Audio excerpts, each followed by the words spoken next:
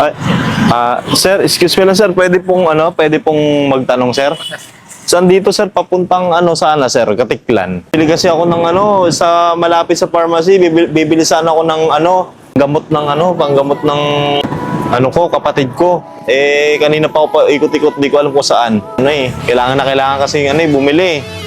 Eh, hindi ko alam kung saan dito yung malapit na pharmacy. Oo. Ganun ba, sir? Bibili ka ng gamot? Opo, bibili akong gamot, sir. Ito nga, sir, yung pambili ko. Ay. Hala? No. Asan yun? Nawala yung... Wala, sir, wait. Bili kasi ako ng panggamot yun. Wala. Nawala pa yata, sir, yung pera ko.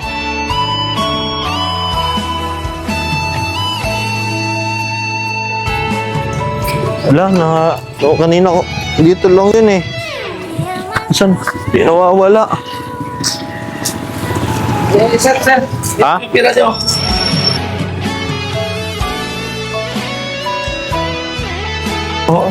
Oo nga, 2.5.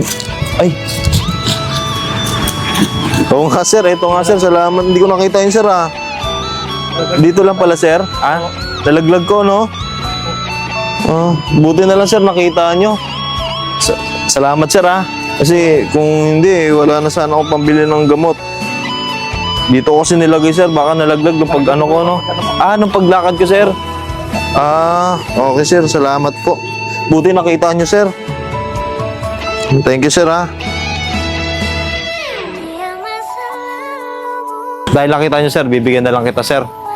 Bibigyan po kita ng ati na lang tayo, sir. Ati na lang tayo, sir, ha.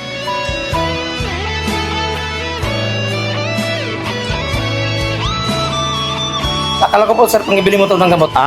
Pambili mo po ng gamot.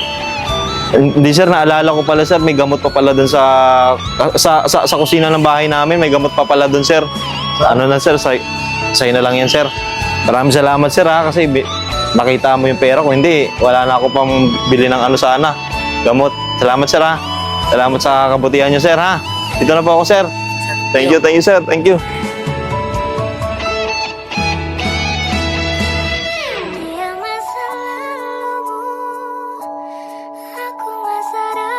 So yun guys, ganun lang talaga ang aral sa buhay. Pipilitan tayo hindi gumawa ng mabuti dahil sa hirap nga ng buhay. Pero nagagawa pa rin natin na gumawa naman ng mabuti dahil iniisip natin yung problema na mas malala pa kesa sa problema natin. Mag Santon Gold Coffee Mix na kayo.